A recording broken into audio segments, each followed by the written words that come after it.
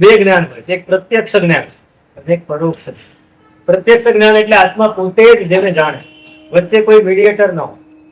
અને પરોક્ષ જ્ઞાન એટલે વચ્ચે મીડિયેટર. મીડિયેટર કોણ છે? ઇન્દ્રિયો, મન. આ મીડિયેટર એ તમને જે આપે છે એ જ તમારા સુધી પહોંચે. હવે આપણા મનની તાકાત કેટલી? બહુ ઓછી. આપણા મનની તાકાત, આપણે મનને સ્થિર કેટલું રાખી શકીએ? જો તાકાત જ ગણીએ તો મનને સ્થિર રાખવું હોય તો કેટલી વાર રાખે?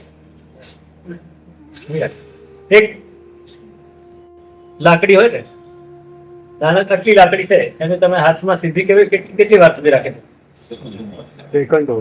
સેકન્ડો નહીં, સેકન્ડ જ રહે.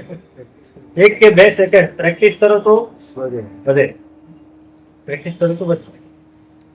તમે બેન્ડ વગાડો છો, તમારું આખું બેન્ડ મંડળ છે, એમાં બધાયનો તાલ, બધાયનું બેલેન્સિંગ એક સાથે, બધાયની સાથે તમારું કોઓપરેશન છે, કોઓર્ડિનેશન છે. તમે જ્યારે જે વગાડતા હો ત્યારે તમે એ જ વગાડો, એની સાથે પેલો ડ્રમ વાળો પણ એ જ રીતે વગાડે. પછી જ્યારે એને પેલો બ્યુગલ વાળા વગાડતા હોય કે ટ્રમ્પેટ વાળા વગાડતા હોય ત્યારે એને જોરથી વગાડો તો એ જોરથી જ વગાડે. આ બધું કોઓર્ડિનેશન કેવી રીતે થયું? પ્રેક્ટિસ થી. હવે એમને 4 જણાને ઉભા કરીને વગાડવા માંડો તો કેવો થઈ જાય. તો એક બેન્ડ વગાડવા માટે પણ આટલું બધું કોઓર્ડિનેશન, આટલી બધી તૈયારી રાખવી પડે. નહીં મારે જયારે વગાડવું હશે ત્યારે વગાડીશ, તું શું કરા વચ્ચે બોલે તો ચાલે? એક પેલું ભટેટાથી બેન્ડ આવે છે પંજાબીઓનું, 10-11 જણા હોય, 13 જણા હોય, 6 આમ ચાલે, 6 આમ ચાલે, વચ્ચે એક ઉભો હોય. હવે જે રીતે ઈશારો કરે એ રીતે બધા સટ સટ સટ સટ આમ આમ આમ. આપણે એમ થાય કે કેટલી પ્રેક્ટિસ.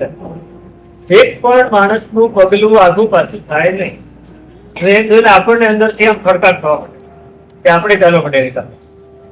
પણ આ થયું કેવી રીતે? જો અપ્રમત્ત, અહીંયા અપ્રમત્ત ભાવ છે અને સમતા છે.